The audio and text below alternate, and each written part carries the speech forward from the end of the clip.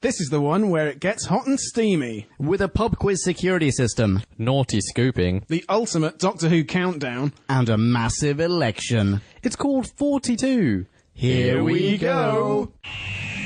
We're still on our endless voyage, all through time and all through space. With Levine and Angels now, Daleks, Cybers, Zamdude, wow! Tennant, Smith and Eccleston, Gallifrey, where it all began. Doctor Who is cool again, that was Russell's master plan. Who back when? Reviewing all new Who there is. Who back when? Subscribe and rate on iTunes, please. Rose and Donna, Amy Pond, Rory, Martha and beyond. Join us on this odyssey, what other choice could there be than Who back when? Who back when? Ladies and gentlemen, welcome to another episode of Who Back When, a Doctor Who podcast. There's no time for that, Leon. We've only got 42 minutes to review the episode this week before we crash into your mum or something like that. So, where are we? We're in the middle of Series 3. It's the episode 42. Let's get doing something! Right, B-Scout? Anyone? Yes. Leon, you're on my right. Nick, Eulalie, you're on my left. Those are our positions. Great. Hello, champs. Let's move B-Scout on. begins. All right, fine. We're jumping into a B-Scout.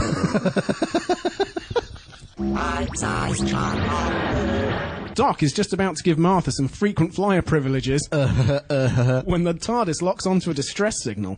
They materialise sunny side up aboard a ship on a collision course with the neighbouring sun. And as though that weren't bad enough, the crew are incinerating each other. B-Scout over, you are welcome. Right, so, cold open, we have Sonic use number 1.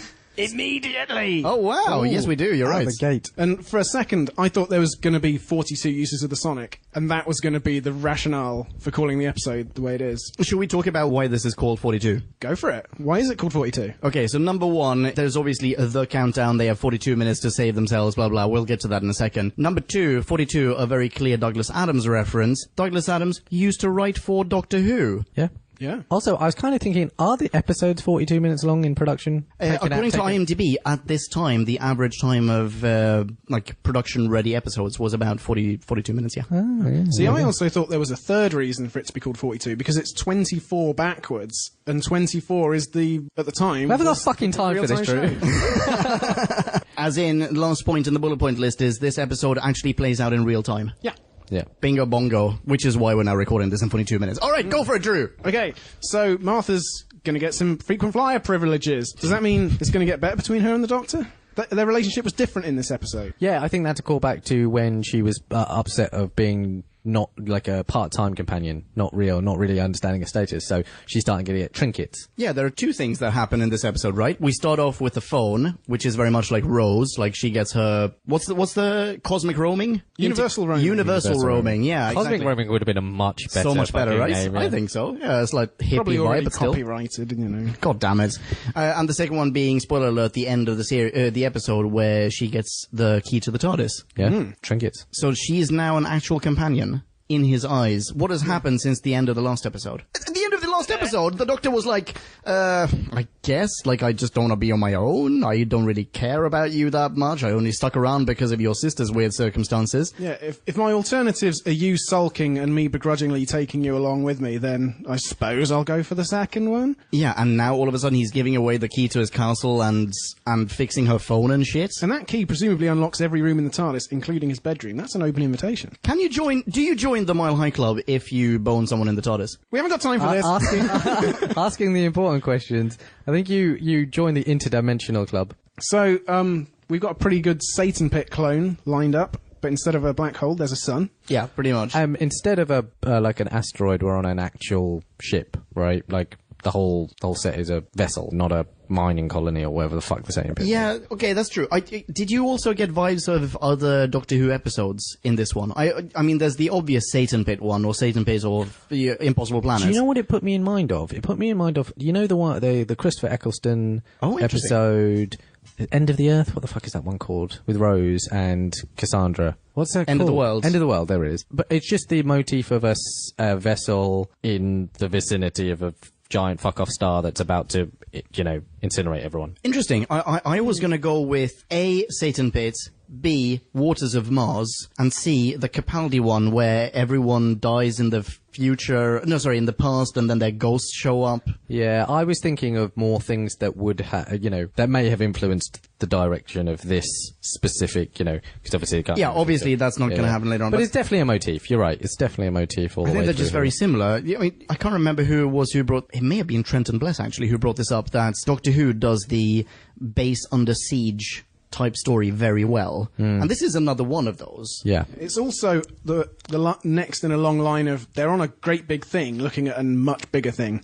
Oh, that's a super interesting point. Great big thing looking at a bigger thing. Yeah. So give us an example of what's coming up along those lines. Oh, well, I'm just thinking of the Satan Pit again. There's a cosmic force which they are powerless to stop in some way, and they have to figure out this tiny band of humans against this unimaginable... And you also have them, as in they're locked in that place, just as in Satan Pits, and in the Capaldi one, for example, later on. And also, the TARDIS is stuck in a particular compartment of that finite space. Yeah. And the exact same thing happens in the Satan Pit, right? The TARDIS is outside, floating around, just outside. There's a big setup, and it's split up into numbered sections, and That as well, it's about going between the numbered sections in some order or another. And some sections get shut off, and one has to go through the others and shut other bits. And So what we're saying is this episode is entirely unoriginal. Yeah, exactly. Okay, And so the other point to bring up in connection to that is it's by Chris Chibnall. yes, I looked him up. Who? Who is the upcoming showrunner Exactly. taking over after Moffat. So this is what we've got to look forward to. Oh, balls. So we'd better scrutinise this super carefully. The future of Doctor Who depends on it. Chris, if you're listening, take some notes. Definitely don't rehire Michelle Collins, whatever you do.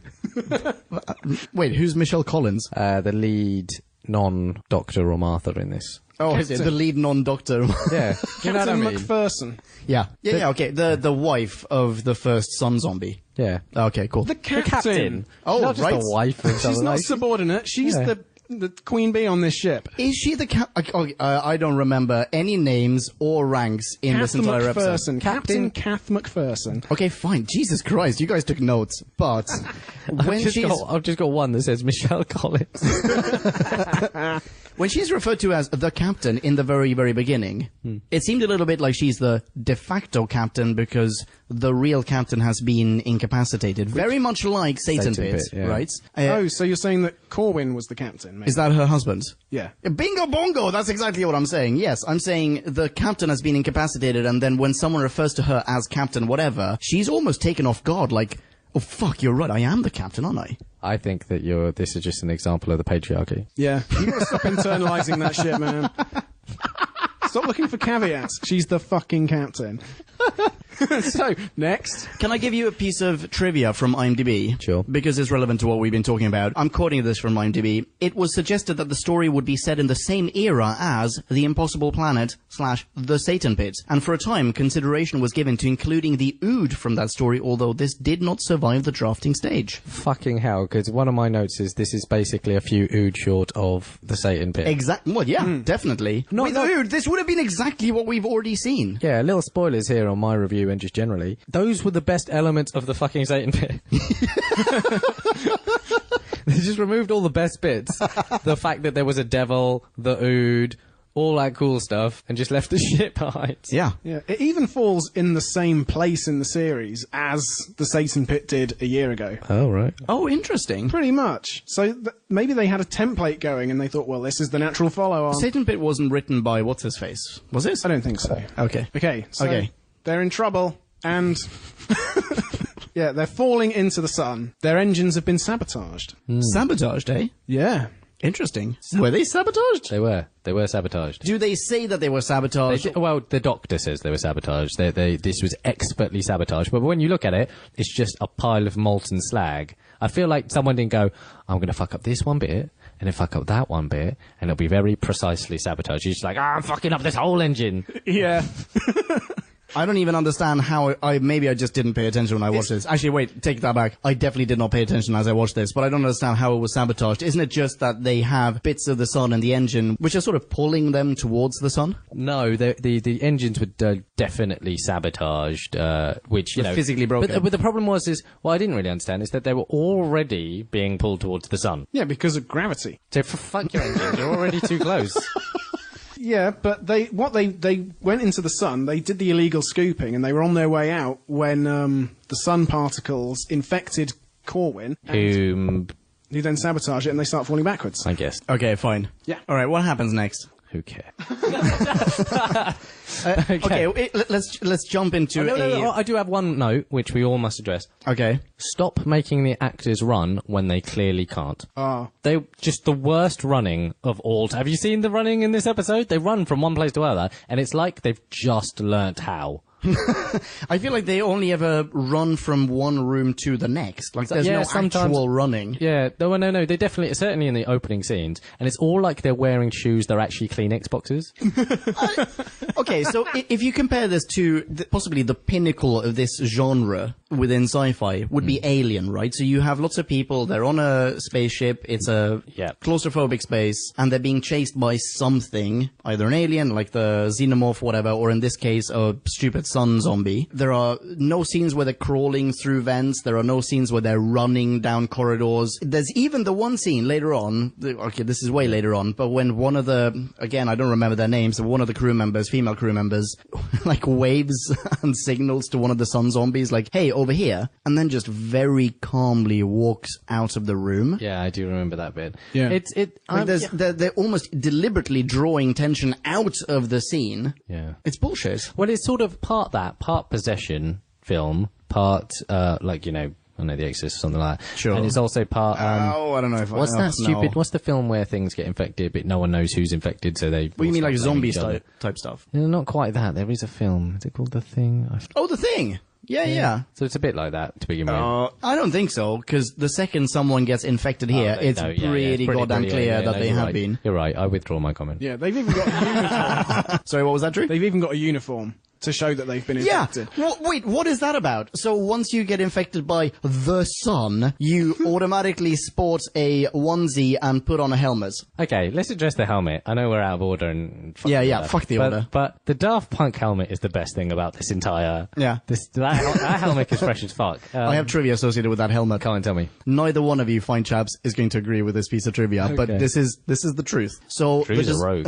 the design of the helmet was based on Cyclops from X-Men, his headgear. Just to the visor. That's the only thing that could possibly be. There's nothing about it except that it has an X above the mouth. No, there's the visor. The visor is what... The visor, sure, It but covers his eyes. And uncovers them when he wants to melt something. Yeah, that's it. Okay. But apparently that It's more was... of a parallel than an homage. Yeah, absolutely. Also, the mechanism, I think, for him doing it in the cartoons and comics... Oh, it's not like... ...was like at his temple. It is at his temple, but in X-Men it's like a button. You press a button, or he presses a button, and all of a sudden that, like, D whatever things his visor. Whereas in this one, it's a disappointment. It's a bloody cog. He has to, like, turn like a miniature wheel. Like it's the by his temple. BBC. It's very Hollywood. cheap. Very cheap. Or just press your finger against your temple and then CGI it afterwards. No. I mean the whole essence of this ship, everything on it, all the equipment was They cheapness. actually very much say that. That is a line from the Oh, really? Yeah, the episode is that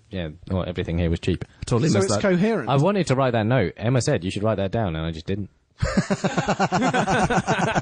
Sorry, Em. Can we jump into soundbites? Let's. Just to segment this a little bit as well. 9 minutes into the episode, we get some pretty awesome math babble from the Doctor. Any number that reduces to 1 when you take the sum of the square of its digits to continue iterating until it yields 1 is a happy number. Any number that doesn't isn't. A happy prime is a number that's both happy and prime. Now type it in! I don't know, talk about dumbing down. You're I really enjoyed it, and it's followed up by a comment in which where he says something along the lines of, don't they teach recreational maths anymore? That's exactly what he says. Okay, yeah, I like that. Did you not like that? No. I thought it was all right. Wow. I'm in the minority. I would like to complain about something before that. Oh, interesting. Go for Which it. is that, I mean, it's necessary. You've got 29 doors. What's great at opening doors? The sonic. Oh wait, these doors are deadlock sealed. These are sonic-proof doors. We have that in a number of episodes, though, right? But I mean, the Sonic, in every other circumstance, is of limitless utility and power. And I know you've got to limit that in some way, but it just sort of lays bare the device that it is. It's like, well, yes, this will help us in every way, except when, randomly, on this cheap-ass ship, they have utterly sonic-proof door. Well, I think we've had that on a number of episodes, though. And it is, as you said, it's a way of limiting this Deus Ex Machina machine. That's just a gizmo that's going to ruin every plotline otherwise. You gotta, I mean, if you're building a ship that illegally scoops out the hearts of suns, you want to make it either out of wood. Otherwise, a time-traveling god with a sonic screwdriver will just come and fuck your shit up every time. So I think that you got to buy that. You got to buy that option package. You might not get the alloy wheels. You want to get the sonic-proof doors. These are the essentials. That's good. That's good forward planning. Also AC, you pricks. Can we talk about the printouts in the future? Why are they on fucking stupid fucking translucent That's not. Who are you helping? No one. That's exactly. No. How impractical are future printouts? Why are they on X-ray paper? You always have to hold them up to a light. And they're just graphs. And at one point, you had like this scene where Martha is going through a whole stack of them. Like, surely that's just a massive blob of ink to her until she takes out one individual page and holds it up to a window. She's a doctor. She's got an affinity for these things. But why is that? Like, why do we have to have like printouts in the future? It's not just Doctor Who. I feel like Star Trek did the same thing. I feel like a lot of sci-fi series do the same thing. FYI, it wasn't Martha going through those. That was Martha does it later on. Oh, does she? All right. It was the Doctor initially. The Doc does Abby. it. What's her face? Abby Doctor. Dr. Abby. She's Dr. Abby. Yeah. Drabby. Drabby? Yeah, I agree with that. It's got a good ring to it. Okay, more things that are wrong. Well, no, I actually liked the crappy carbon printout paper from the future. Explain. It was something that they put some effort into. They didn't just go like, oh, and here's my handy sheet of A4. Technology hasn't moved on in 5,000 years. That was probably retroformed from their You're feces telling, or something. you're telling me like thousands of years into the future, we just invent technology to make things worse? Yeah.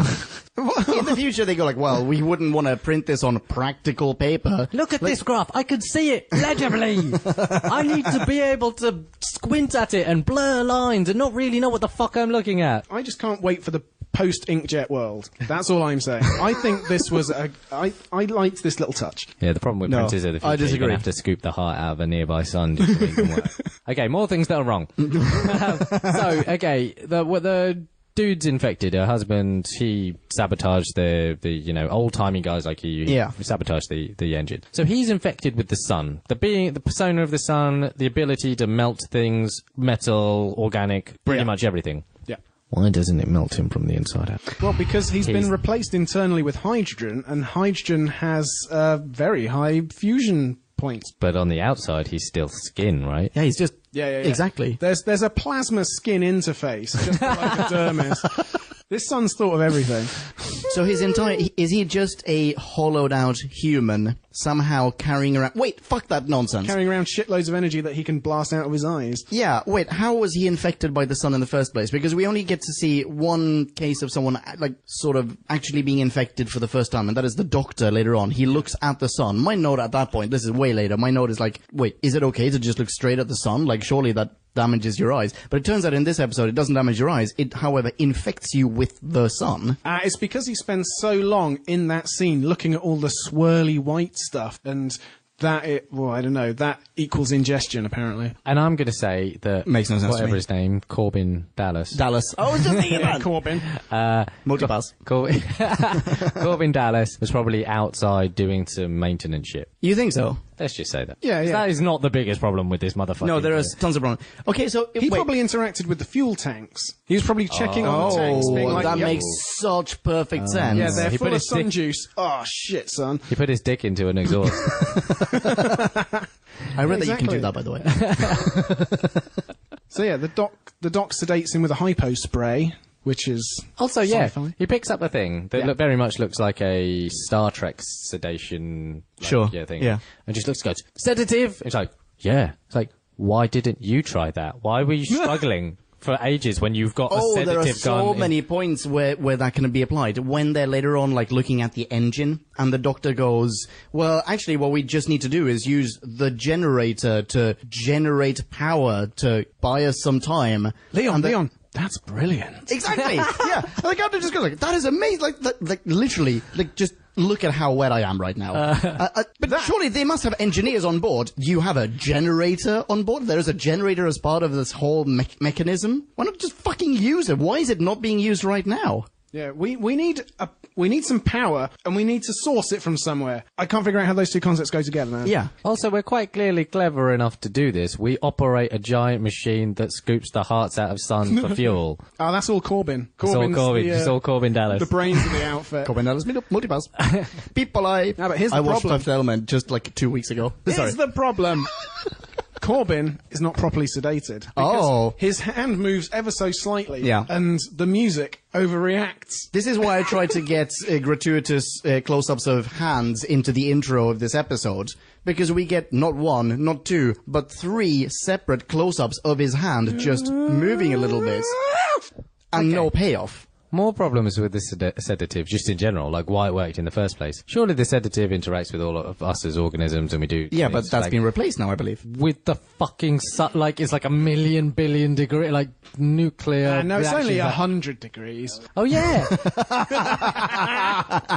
For no reason. That's to stop his epidermal proteins denaturing, man. The sun's got it all figured out. He'd fucking boil. And, well, I mean, later on, when Kath is grabbing him and shoving him into the sedation chamber, why isn't she going, ow, shit? Yeah, and all touchy, man. Yeah, but not just that, like, she's holding him inside the thing while it's going down to, like, minus 200 degrees. Why isn't her arm just, like, being snow-pierced off her body? Yeah. No? And why when someone is infected by the sun do they go, oh? Anyone answer me that? I could buy that. That's the least implausible thing so far. I mean, I feel like if the sun infected me, I'll let out a little gurgle. It's like acid reflux, but really quite serious. Other fucking things that are wrong. Okay, shall we just go to the escape pod? No. There's the whole pub quiz thing. Oh, Hit you're the pub right. quiz, hit the All pub right, quiz. let's do that. So, the implausible security system for these deadlocked sonic-proof doors are randomly generated questions that the crew should know, because some of them are generated by this one dippy-looking dude, right? Is that how it's set up? Starts, but then they figure out that actually some of them were generated by other people or some shit. That's why, like, some of them it's like, what's your favourite colour? And he says purple. Or no, orange. Oh, interesting. Yeah, and some of the answers to the questions have presumably been left in a dock somewhere, a space dock, years ago and billions of light years away. And still, this is a good idea. Yeah, no, it's not a good idea. I've got a point to make regarding a specific question in this pub quiz. Another reason why this episode is called 42 is that it takes place in the 42nd century. And one of the questions is, who had more number 1 hits, Elvis or the Beatles? As classical music. Are we to believe that people in the 42nd century know exactly who had more number 1 hits? It's pub trivia, man. Oh, that's bullshit. It's like, who wrote more symphonies, Haydn or Mozart? I mean, it comes up in pub quizzes all the time, yeah, right? because that was And I really hope 2,200 years ago. Yeah, I really hope it doesn't 40 centuries from now. Well, I think, what we're seeing is we're seeing technology basically just taking our data and spewing it back at us. So what happens is creativity completely stops until we go across the universe. And so essentially we recycle culture for 2,000 years, don't come up with anything new. Alternatively, this is some bullshit BBC news round nonsense. I think I'm probably more on board with what Nick's saying here. but clarify this for me, please. Have the crew members made up the questions, or is the computer making up the questions based on what it knows about the crew? No. It's that the crew think that, and then something about them being reset, and that they're not sure who made up the questions or whether they're being randomly generated or something. That's why, like, some of them they're very familiar with, and some of them they have literally no fucking giddy clue. Interesting. Yeah. The pre-downloads thing though really bothered me. It's like, who had the most pre-downloads? Like, we're still doing downloads? I can't get this shit wired into my brain. Like, Wait, what's this? I don't remember this. That's the question. Who had the most number ones pre-download? Which at the time in 2007, downloads were fairly new. Relatively so. Just threatening. I mean, according to the BBC, they were relatively new. But yeah, so in 20 more fucking centuries, apparently, we're still downloading things. Well, I imagine all the kids now are watching this episode going, there was a pre-downloads? I mean, what? Yeah. Who are these Beatles? Okay, but talk about the phone call. Phone call. Oh yeah. So Martha asked the doctor about Elvis versus the Beatles. He doesn't have time, and this acts as an impetus for her to call her mum using her new universal roaming-enabled mobile phone and ask her about it. So now she's talking to her mum. But wait, hang on. When her phone... Let's go back to when Rose's phone was universally roaming-enabled, whatever. Pre-download. In episode 2 of New Who... End of the world. The very first thing that she does is call her mum and go like, I love you and I miss you. And her mum's obvious reaction is like, oh, but we spoke 2 hours ago. That sort of thing. Yeah. In this case, this is the first time that she calls her mum, right? Has she called her mum before? I don't think so. I don't think so either. So this is like, 15, 20 minutes into an episode? She's run around, de facto with this universal roaming enabled phone for 15 to 20 minutes. She's not thought about maybe like texting her family and going like, hey, like, I like you guys. Why would you? You seen them 20 minutes ago outside the cathedral or whatever. Yeah, I wouldn't have. No. Until I was like, again, in mortal peril. I'm kind of down with that. I disagree. And Rose, by the way, this is at the very beginning of the second episode. This is 10 minutes, 5 minutes even after she was with her mum the last time. Yeah, but Martha's been around the universe and, a few times by now. This isn't so remarkable. You guys are ice cold. Talking of ice cold, how the Doctor delivers to Captain Michelle Collins the news that her husband is dead or no more is stone fucking cold. Oh, he lies to her first, right? Wait, no, he doesn't. No, he doesn't. He tries to soften he says the blow. She's gone. He's gone now. He just he's my husband and stuff. Like, husband is gone now. It's like, right, okay, cool. What? Moving on, and just kind of incredulous that she still believes that he's, that he's in there somewhere. She's like, no, dead. No, she asked him a direct question. He couldn't be like, oh... Well, he could have been... There's no easy way to say this. Oh. Yeah. No. Wait. She does ask him the direct question, is he going to be fine? And the Doctor, first off, lies and says, I don't know. Because he doesn't want to break her heart. And she just goes, don't lie to me, I can spot a lie a mile away, just give me the cold hard truth. And that's why he goes, no, actually, and it's good that we brought this up, he says... The parasite is too strong. What fucking parasite? There was a virus or a parasite. He's says that filled twice. with sun. Yes, his working theory. Well, his working theory is the parasite is too strong. Hence, my diagnosis is no, we can't rescue your husband. That's bullshit. That's very bad bedside manners. It is a leap. Still, he loses all tenderness. Just like, done now. Oh, definitely. This whole series, he's been so much less tender. I mean, this is just in keeping at this point. You know what makes even less sense? That Martha is asked a question about pop music, and she doesn't ring up her brother, Reggie Yates, who's a Radio 1 fucking DJ, for the answer. Yeah, fair point. Oh, man. When are we getting to this escape pod? I want to get to the escape pod. So, Corbin Dallas has been... Multipass. Oh, is chasing down Martha and... No, wait. There's a pun that I have to give you before, because Corbin has to kill Abby first. Yep. And Abby does her iTunes pose in front of the wall and gets a nice silhouette, which I don't know, at the time would have made much more sense. But yeah, basically, Corbin, socialist utopian lefty, at this point has turned into Bernie Sundos. No. Every syllable of that name makes punful sense. No. All right. What do you got?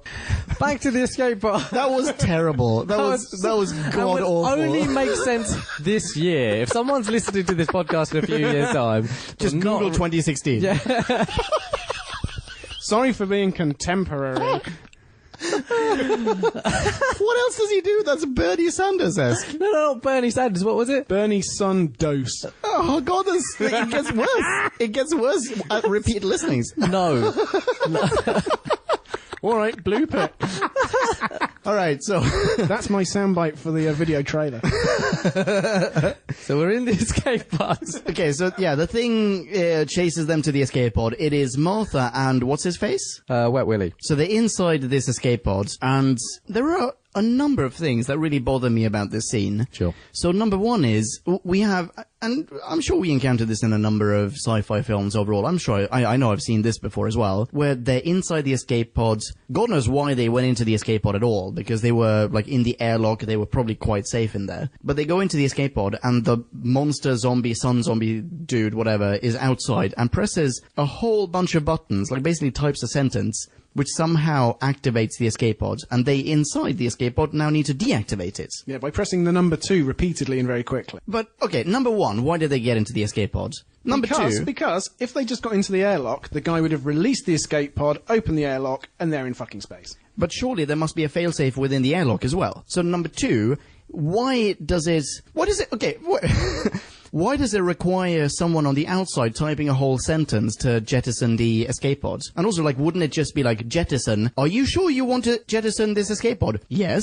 You look like you want Done. to jettison an escape pod. Do you need some help with that? If we ever build a ship together, I would like more things to happen before you jettison parts of it. I feel like you shouldn't have to type a whole sentence on either side. Like, A, in the corridor, and B, in the escape pod. Like, why should you, if you're in the airlock or in the escape pod, why would you not be able to just go, no? Yeah, how many commands does that interface need on the outside of the Exactly. escape pod? Yeah. That's true. I have a bigger problem, though. If you're a sun zombie, and all you can really say is, burn with me, how have you figured all of this other stuff out? Why not actually use your, quite clearly, Crazy superpowers. incredibly advanced intellect, if you figured out in a, very short period of time how to navigate and or control this vessel, to just say, do you know what would be lovely, guys, if you just gave me some of my particles back and then you could be on your way. Oh.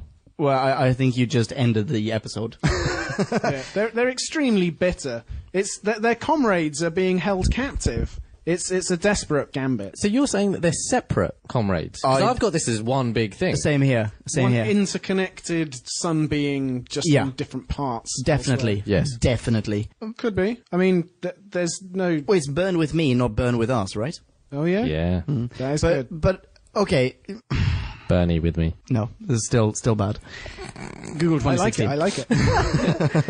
Yeah, they haven't really explored the motivations of this sun monster, or this sun. Let's say that it's a sun. But, Sun doesn't know how to talk to puny humans. wait, let's talk about the intellect for a second, though. You said, like, it has an incredible intellect because Quite it's clearly. figured it out. I don't think so. I think it somehow, even though it, apparently it replaces the innards of these humans with sun, Yeah. they also retain part of their memory, because the husband, what's his face, remembers the wife, what's her face. And not only recognises his wife, but knows who's at fault. Exactly, yeah.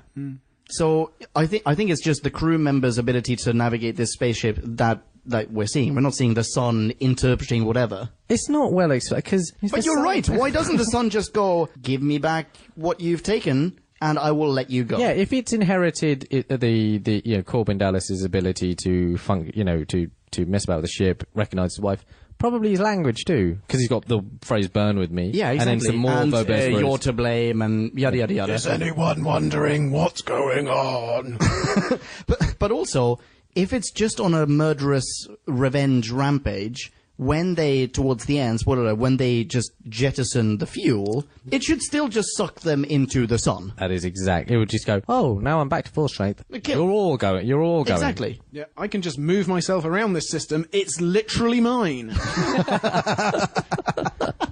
So, yeah, I mean, either way, it's stupid, because either it's incredibly intelligent and it could communicate, or it's incredibly strong, so when the Doctor comes along and it just takes the He-Man option of punching through the keypad, and that's like, shit, I now can't do absolutely anything. Yeah, that's also on my list of things that I dislike about this. Why, and I think actually we talked about this in the previous episode of Who Back When, why is it that you can deactivate the actual software by punching through a keypad? That is exactly how all software works. Oh, actually, story checks out, you're completely right. Try it with your MacBook right now. Yeah, breaking my MacBook will actually break the internet. That's how it works. Because that's what they presuppose in this episode, right? Yeah, actually, what makes it even weirder is if he's okay, if he's broken just the local circuitry, Yeah. then why does that then allow the doc, who hasn't seen the outside of the spaceship, doesn't know its specification, to just reach out and grab a panel, which apparently still works, and remagnetizes Oh, you're right, everything because he and goes out reverses through all the exact same damage. one. Yeah. And also, when he does that, he turns on the magnet, which apparently is stronger than the gravitational pull of this sun.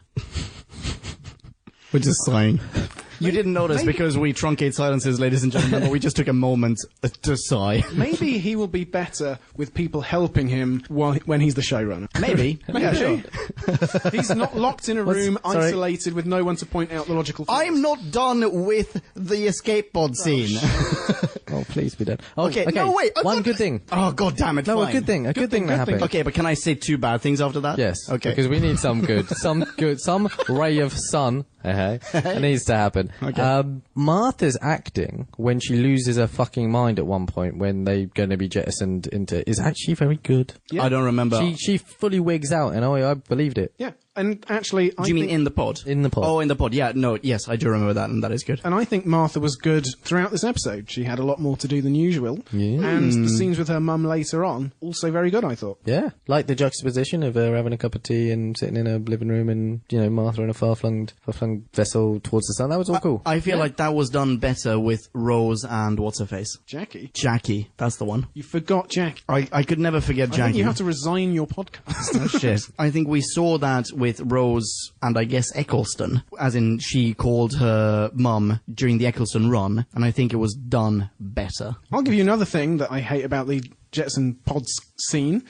They're just having a typing war. How? Yeah, exactly. How is that tense Oh, or sorry. exciting? It's like, I can type quickly. I can type even faster. I can type even faster. None of this means anything. Surely if you're in the actual... This is my point about the airlock. Like, why not just stay in the airlock? Because surely there must be some sort of failsafe that says, if you're in the airlock and you're able to push a button, not write code, like, just prove that you're there, then you shouldn't be able to open the airlock. I think if they're running from someone who can vaporize them, you want to get as many layers between you and them as you can. I think that's bullshit. No, I disagree. Because otherwise, this thing is... Oh, wait, yeah, actually, no, I do agree. I would rather be in a vessel than a thing that might. Yeah, but it's not a vessel, it's just a pod that's going to fly towards the sun and kill them. Well, still, I mean, No. myself flying towards the sun is definitely going to kill me. Yeah, you're going to have more time alive if you are on the ship than if you're in the escape pod that is being thrust towards the sun. That's the whole point, right? I mean, the Doctor is saving her by pulling her back to the spaceship. Otherwise, they would all get into escape pods and just go, fuck it, now we have an extra 5 minutes to live. Okay, not done with the negative things about the escape pod. Number 1, there's the scene of the Doctor on one side of the glass, like shouting to Martha and what's-his-face. Yep. Did you also consider that it is absolutely impossible to do a lip reading of angry Tennant? Because when Tennant is angry, everything to a deaf person must look like he's just going wah wah wah wah wah. Screenshot all of who it. back when. Again, not fully Actually, paying. gif it. Not fully paying attention. That's going to be a great gift. Not fully paying attention. I think he initially thought he's like, I can't save you. I'll do it. I'm done now. I'm sorry. Not really that sorry. I'm leaving. Yeah, that was fucking stupid. Yeah, okay, so there is that, and then it's so weird and awkward and icky when he suddenly kisses her forehead in the escape pod. Like, oh, we're about to die. We have about... Yeah, we have enough time for me to come. Let me just kiss your forehead sloppily. It's really, really gross. Sloppily? Yeah, sloppily. There were wet mouth sounds. It was disgusting. Oh dear. I had a note. Oh, Which is really? like, that's right. Keep saying I'll save you. That'll do something. Yeah, the whole time he's saying that, he is literally not saving her. One good note. Another good note. The silence when the pod is jettisoned, we lose all sound and music and everything. That's cool. Yes. Super creepy. Find a little bit of realism. Yeah. Yeah. But Very also quite affecting. You know, it makes it that much starker. Isn't that almost taken... Well, again, isn't this kind of not a reference to, but isn't this being inspired by the cinematography of Alien. In space, no one can hear you scream. The whole thing of like all of the exterior space shots are just completely silent. Well, I tell you what, don't watch Gravity then, because you will hate it. Oh yeah, I know. Oh, okay. I did watch it and I did hate it. A more direct parallel to Satan Pit. Okay, go when he's going down into the pit, it's pretty silent, other than the sound of his voice. Oh. Isn't it? He's just trying to talk to Ida. I don't remember. Yeah. But yeah, okay. But yeah, well, it's appropriate. I mean, you're in the same situation, it'd be appropriate to do it again. It's very good. I haven't seen the film in question in a long time, but apparently this whole, like, the Doctor on one side of the glass and the thing silently moving towards the sun on the other side was directly inspired by a scene in The Last of the Mohicans. Wow. Yeah. I don't remember the scene in question. It must be that, rescue pod scene and... Oh, yeah, that one where Daniel Day-Lewis jettisons into what's the her sun. face into the sun, and the the last of the soldiers are escape coming. pods, And, exactly, yeah. But Martha is her face as it pulls away. Again, you feel for her. Yeah. I bought it. I borrowed it for a bit. Now you can't return it. Okay, so what's next? Let's do his little away mission to get the pod back. Right. So my one note here is, why are there so many lights on the inside of your helmet? Like, his entire face is lit up, but not anything Again, like the Satan Pit. But That not was where the only nothing lights come towards from. the outside. Well, they are next to a sun, so presumably there is lights. Maybe that's what they're thinking. Yeah, but the designer of the suit didn't know that. That's a very good point. Yeah, I have nothing. and I that's a have really nothing. good anti-glare visor he's wearing. Shut up, that's why. Yeah, I think that might be one of those.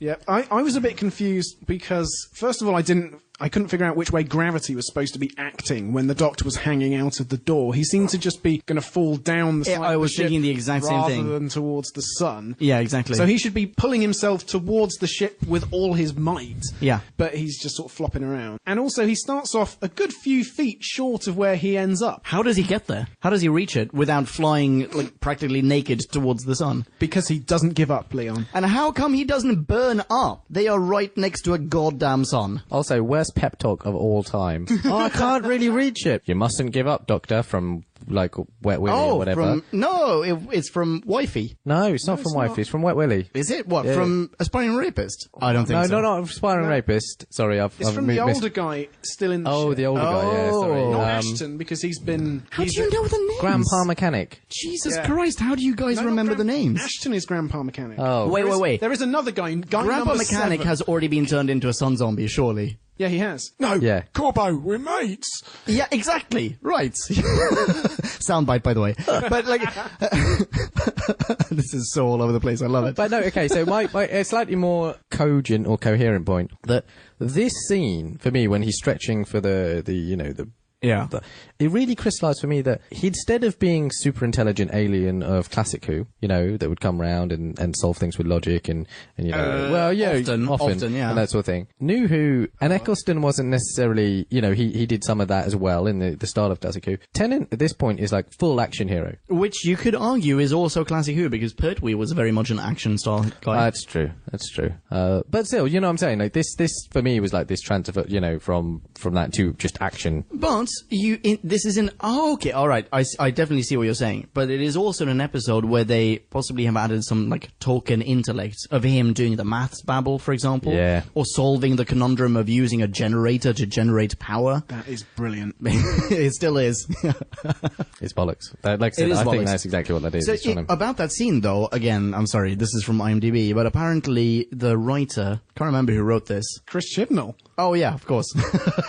Apparently he had envisioned a grand-scale away mission, them floating around in space, like a spacewalk. Yeah. But it ended up, for budgetary reasons, not working out, and they just scaled it down to, all right, let's only keep it to the airlock. This could have been a way bigger Star Trek First Contact-esque scene. Well, I mean, if it had a proper away mission, then it literally is the Satan Pit, almost shot for shot. What's the away mission in the Satan Pit? Go to the fucking pit. Oh, I see. Well, I mean, they're already there, right? It's like, that's the Satan Yeah, Pit. but they go down, and like him and Ida, and it's quite a long thing, and it's over 2 parts and all that. Yeah, and the Doctor's fine. fully separated from all the other characters. Not the kind of away mission I was referring to. The point is, they were trying to do, like, a huge spacewalk scene. Let's Sure. call it that. Like, Yeah. imagine this Satan Pit, but the pit is a bit of space.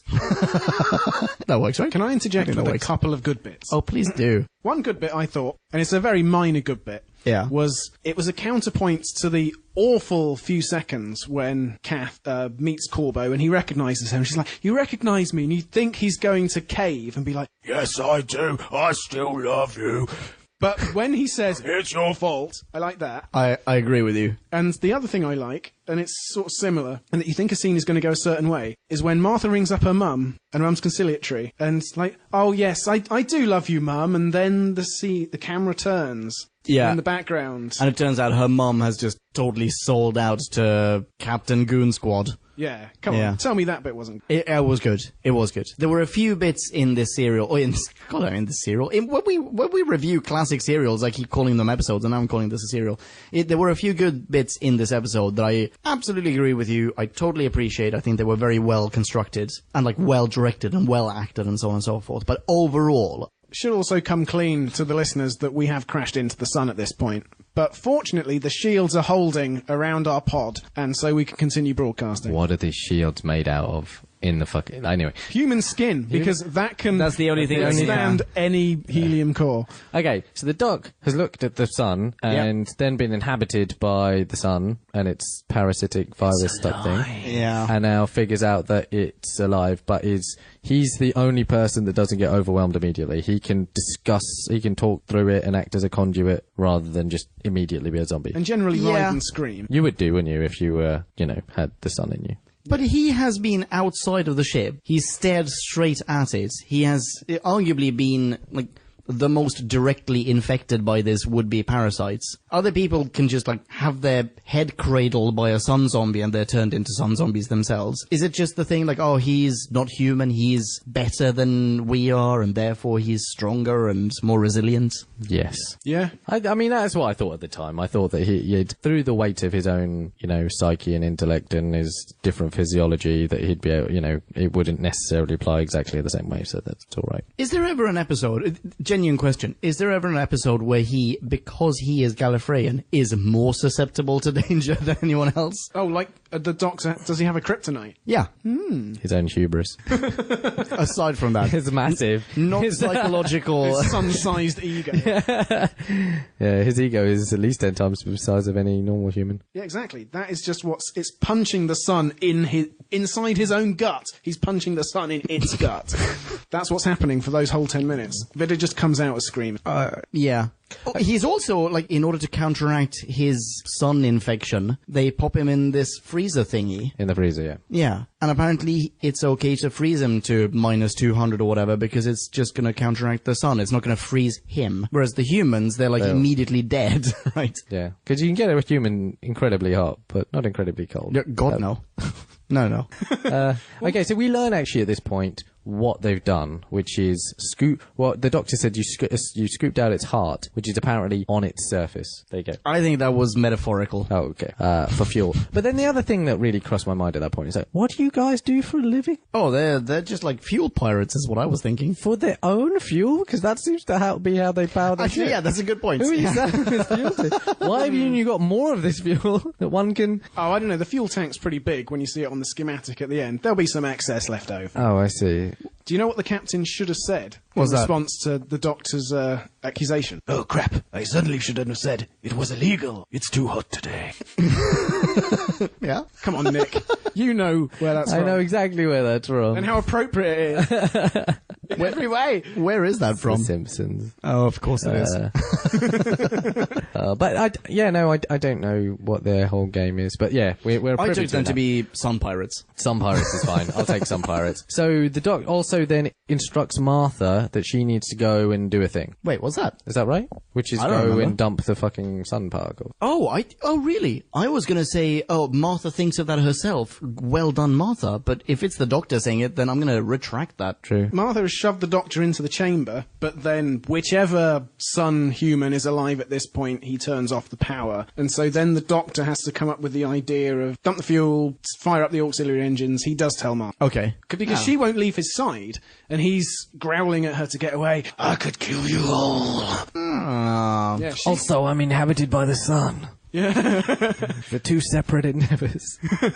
I'm just saying I could at any time. She doesn't want to go because she's a good doctor and she sticks with her patient. She leaves no man behind. Ah, interesting. But she does realize that by following his advice/orders, she will actually save everyone, including her patient. Yep. Okay, fine. So she does that. They dump all of the fuel, pretty much all of the fuel, just as they're about to plummet into the sun. And just because they do that, we've already talked about this, the sun decides, fuck it, I'm going to let them live. Yep. I've never given them any indication that if they do this, I will let them live. But since they did, I will. And that way they manage to escape using fuel. From the auxiliary engines. Oh, I see.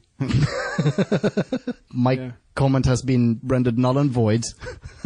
This is the most forgiving son. Sorry? Like, the most forgiving, murderous celestial entity ever. He's a born-again Christian. Yeah, that was good. It's fucking better than Bernie's son does. Yeah. Yes, I will say that. Okay, alright, you can cut that if you like. No, it's definitely good enough. Okay, fine. So they then escape somehow. Yes, but we're missing one very important thing. Oh, what's that? Which is that if Michelle Collins had actually put some effort into running and had run 2 minutes further up the ship before Corbo could catch up, all of this would have been resolved and they wouldn't have needed to fall in each other's arms into the sun. Oh, the waltz into the sun, yes. I also thought, wouldn't you be immediately incinerated and not continue waltzing into the sun? Or, certainly. If not that, the vacuum of space would just explode your body.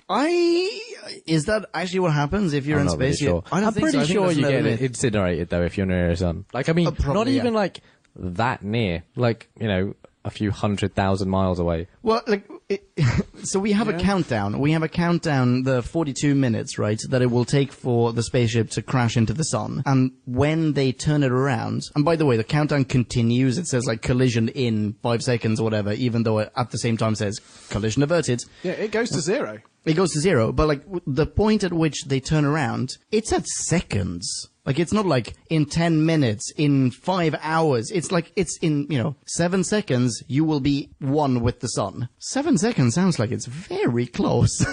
Like, surely everyone, even if they're inside the ship, must have already died. Like, they would have burned alive inside the ship, even. No, the zero was the point at which the life support systems would have failed. Wait, oh, that was a life support system? It wasn't a case of... No, it's the heat shield. I think it's all the same thing. The computer basically says, at this point, you will die. I took it way too literally. I took the countdown to be, but this is probably just me misunderstanding it. I took the countdown to be, that's when you're actually going to collide. Because doesn't the countdown even say collision in X Yes, minutes and it does. seconds? Well, it changes its thing, because at one point it says, chance of survival, 0%. It's like, you don't give us any chance of survival. What are you talking about? Where does this fucking metric come from? Yeah. But it could be impact because, they have scooped the heart out of this sun, presumably from the surface, but the ship must be capable of some measure of contact with the surface of the sun without being destroyed, so maybe those are the same thing. No, I disagree. I think it's all bullshit. Yada, yada, yada. The doctor pops into the TARDIS. There are two dudes, one of whom is aspiring rapist, and the other one is some other dude with That's the a dude beard. who gave the doctor the pep talk. Oh, The other dude. Other brown hair dude. Rapist and pep talk are there by the TARDIS. The doctor opens the door. They clearly look into the TARDIS, probably realize it's way bigger on the inside. No one goes, oh, that's pretty advanced and, Yeah, and I have to impressive. look around the back and from every angle and in and out and do a tour and Nothing like that. Anyone ever asked to look? It's like, got a big wooden box. We're near the sun. It's not burning up. I'd quite like that. Yeah, I'll take a look. Not only that, it was a wooden box in a room that was had like a temperature of 1,000 or something, isn't it? Wait, hang on. Yeah, they were in a room where they even said like, oh, you can't go in and get the TARDIS because the temperature in there is like 1,000 degrees. Why is that room even still there? Why is that room still there? Yeah, and why is only that room 1,000 degrees hot? Why not the other rooms, like the adjacent room that they were in at the time? Also, they see the TARDIS. They're all illegal space fuel pirates. The TARDIS says, call the police on the side of it. They should go, shit, he's the Rosses, cheese it! Yes, exactly. Or alternatively, hey, I reckon we could flog that. Yeah. Yeah. Also. Yeah, kill Worst these two pirates people. ever. Yeah. So we then get a terrible, possibly the worst ever reenactment of the end of the William Hartnell serial, The Daleks, wherein hunk number 3, I believe we refer to him as, kisses Babs goodbye as she enters the TARDIS. Here we get aspiring rapist going, well, still haven't come. I kiss you, kisses her, she's very impressed, even says well done. I think about the kiss, really weird. Oh, I think about saving her in Oh, the yeah, pod. yeah. I think it's about the kiss. No, I think it is about that, but it sounded like it was for the kiss. Yeah, but as in like, The yes, most upsetting the thing illusion about is like, that, oh, well, I was it actually great snog. I was actually pretty happy with that because, like, oh look, Martha is now not just like some About like, the dog. yeah, Yeah. about the dog, but the dog didn't get to see it, which would have been key. Yeah. That would have been best. Yeah, okay, so let's move into the TARDIS, wherein the Doctor is all of a sudden being super broody for no reason whatsoever. Do you know why he's so moody? Why? Because there are no women left for him on this ship. They've all died. He must move on. For the Doctor, that's end of episode. This area has been cleared of poon. I must move on. He was really hoping to bone Michelle Collins. Is that what you're saying? Yeah. Okay. That's why he's so grumpy. Martha rings her mum Yeah. to say, lovely things, and then we get the reveal that Mr. Saxon is very grateful for her assistance. Yeah. She asks, what day is it? It's election day. Was it just me, or did it seem like it was the dead of night over there? No, it was the middle of the day when she asked, which was earlier in the episode. Oh, no, she totally says this at the end. No, It's she election says it day. in the earlier the day because she asks what day it is or something. No, that's at the end. Is it really It's at the end? definitely at the Okay, end. well, either way, if it is at the end, that's not a fucking date. Like, oh, it's election day. It's like, who would say, I'd be like, Yeah, oh, it's but like the mother doesn't know that she's traveling around space and time. She probably just... well, you might thinks say, it's Thursday, election day. Oh, I'm okay with her saying election day. Yeah. But what I'm not okay with is that it seems as though she's called her like either very late in the evening or in the middle of the night. She's like, oh, it's election day. Then she gets the question, have you voted? Like, wait, if it was just election day, clearly it's too late now. Like, it seems as though you should have asked me 12 hours ago. What bothered me about that question was she was like, of course I will sell my daughter down the river. But I won't tell you who I voted for. Yeah, my right to secret ballot is immutable. It's the BBC. Yeah. End of 42. Oh, my days. Yeah, Drew, kick us off. Okay. Reviews. Okay. Obviously, this was a fast-paced episode. Doc's beginning to do some nice things for Martha. At this point, the arc their relationship is taking is starting to actually maybe make a little bit of sense now that it's progressing somewhere and be less irritating. We've been upset every single episode of how the Doc's treated Martha, but if at this point we didn't know she was leaving at the end of the series and now he's getting better, this could be part of a greater arc to somewhere we might want to go. I mean, it's not going to happen, but taken by itself, I thought it was alright. Like I alluded to earlier, there are a number of scenes with an extra little twist. Last week it was even more formulaic than this week, although this did follow the formula of the Satan Pit pretty hard. The whole thing was one long falling dream. There was some good acting by Doc and Martha, although why is he screaming constantly? And in the preview of next week's episode, that's all screaming. Also screaming, yeah, you're right. I mean, did any other Doctors scream like this? Maybe it's just a Tennant thing. Eccleston didn't do it. No. Don't think Smith does after. I don't think so either. And classics? Maybe Tennant really...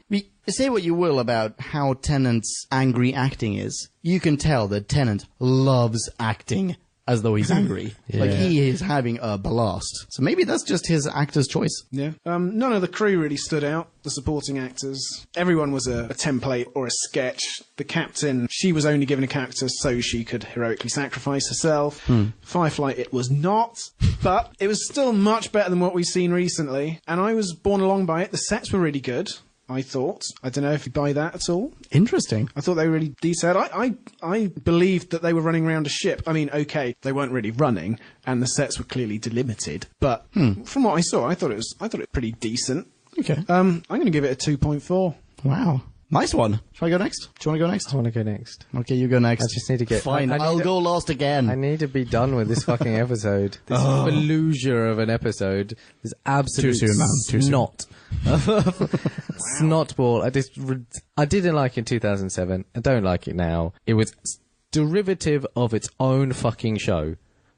Like, that's how much more Anyway, yeah, the villain wasn't necessarily convincing of motive and seemed to abandon it almost immediately. The supporting cast were two-dimensional and really just placeholders until someone came around and fleshed them out. Like, it's like it was done on a napkin. Martha Freema Eggman was my only shining light, I think, and the only thing I really enjoyed about it. So for me, this earns it at 0.5. Wow! Nice. Worst one so far. Wait, was worst one so far? Worst one so far. Is that the lowest rating you've given anything so far? I think it may have been. Definitely worst one so far. Interesting. Goodness. Oh, So wow. This is your evolution of the Daleks. This is my Love and Monsters. Oh, Wow. wow. Oh, that's so weird. Okay, well, I'm gonna go somewhere in between you guys. Yeah, agree with most of what you said. I say that every single time, because someone always makes me go last. Okay, first of all, I think it's very indicative of the profundity of the characters that now, having watched it only a couple of hours, well, not a couple, a few hours ago, today, I don't remember what any of them are called. In fact, we started recording this, I don't remember who anyone else. I remember that there were two people who were married. That's about it. And one of them was no, actually, that's it. One of them was a captain at some point. I don't remember the name of the ship. I don't remember the name of the system, although I have a bit of trivia for that coming up in a bit. Bing bong, future Ponkin here. Obviously, forgot to bring up that trivia later on, but, okay, reading directly from IMDb, it goes, the story originally took place in the Peony system, but it became the Turaji system following concerns that the original name would be misheard as penis. Bing bong. And yeah, I don't remember anything, any actual details. The whole thing just seemed... Oh, sorry, go for it. So I have a theory about that, which is I think in this episode, Chris Chibnall, he had a lot of exposition to get, and I think he took a slightly different, but it turned out weird approach to it. As in, someone would start saying something, and he'd be like, oh, I can't have an exposition dump here. So then he'd end the scene weirdly, the Doctor would cut him off, and that just meant nothing ever stuck. That may well be the reason for it. Either way, I don't think it was well constructed, and I don't think it was very interesting. It was a poor, formulaic attempt at doing the monster aboard a ship, or monster in a confined space routine. Really didn't buy it.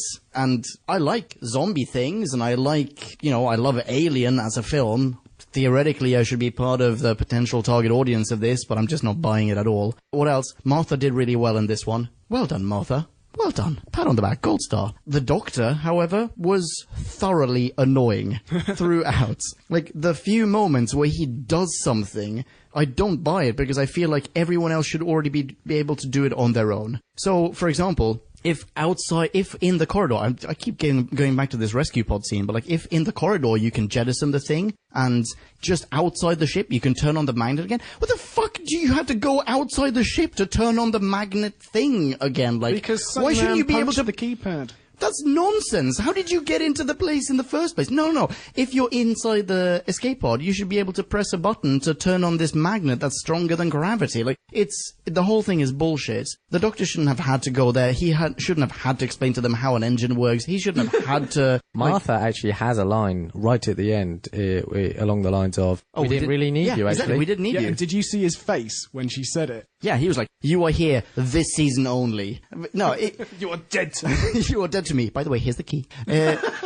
Contrary to you, Nick, I didn't like the whole, like, conversations with her mum in the past. Okay. And something that I meant to ask both of you, and it totally slipped my mind, was when you call people on your universal roaming-enabled mobile phone, how do you select when you call them? It's a lot of numbers. Yeah. No, but I mean, you're in any point in time, but then they... How? No. Who pays for it? No. Yeah, Vodafone. It's just like... I'm sure you just pick local Earth time, December. What's local 17th, Earth time? 1984. What's local Earth time? Well, BC AD, Common Era, before Common Era. Pick one.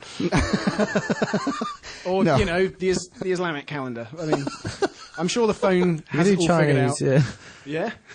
I feel like that's a huge conversation that no one wants to have at the BBC. Regardless, fuck it. Don't like this episode. I'm glad it's a one-parter and not a two-parter. I'm giving this a 1.0. Okay. Shazamatron. Thank you so much for listening to us, ladies and gentlemen. Next up, we have a classic Who review. It is... Web of Fear. Nice one. The next new Who review is going to be of... Human Nature. Goddamn right, which is part one of a two-parter comprising Human Nature and Family of Blood. So excited for that. Yeah. Just to wash the taste out of my mouth from 42. Yeah, and after that, we've got Blink. So far. Like, we've got really good shit coming it's up. It's going to be so good. And the next Audio Who review, goodness knows when we're going to do that one, but that will be of The Scapegoat. Circumstances are stopping you from doing it. You are still committed to getting through the 8th Doctor Adventures. Yeah. But hang in there, audio fans. Everyone blame JD. He will be our scapegoat. Drewdmeister. Drewhammer.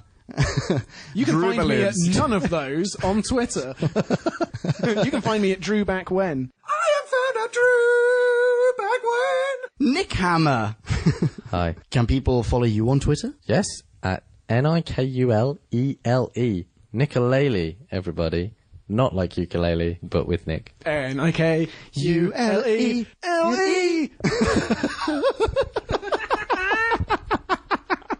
So bad. That was terrible. Should we just try to improv something? Wait. Okay, come. Go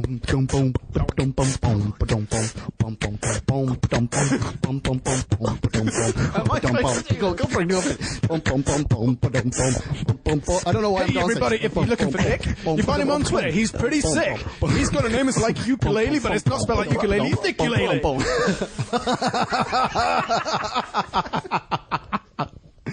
That was awesome. Oh my god. Audible high five. That was more like a palm punch. Now all my software doesn't work. I don't know how I can follow that one, but if you like, follow me on Twitter too. Yeah, where can we find you, Punk Hammer? Here's a soundbite of JD seeing how you spell my Twitter handle. PONKEN, Punkin. Thanks, JD. Thanks again for listening. Rock on and be rad next into each other. Ciao. Bye. Kablamo! Did you enjoy the show? Then please do what the cosmos compels you to and spread the gospel of Who Back When. Tell your friends. Don't have any friends? No problemo. Tell some strangers. Like us on Facebook. That's facebook.com/Who Back When. All in one word. Are you on Google Plus? Then find us on Google Plus. That's plus Who Back When. And when you do, tell us why you're on Google Plus. Who Back When just got its very own Twitter account, no lie, so give us a follow. You guessed it, that's @WhoBackWhen, all in one word. Check us out on SoundCloud, vote us up on Reddit, listen to us on Stitcher, and head on over to our website, whobackwhen.com, where you can leave a comment, submit a review of your own, and peruse of visual index of aliens, monsters, and more, which increases in kablamos with every episode. And lastly, give us a rating and review on iTunes. Not only would it make us super chuffed, and it really, really would, but as thanks, we will transmigrate your iTunes nom de plume into the credit list of trailers for fake Doctor Who audiobooks produced by Who Back When. Have a poke around our bonus episodes to make more sense of that. That's it. Rock on and be rad and excellent to each other. Catch your earballs in our next classic Who review, new Who review, or, still funny, audio Who review. Ciao. Who Back When?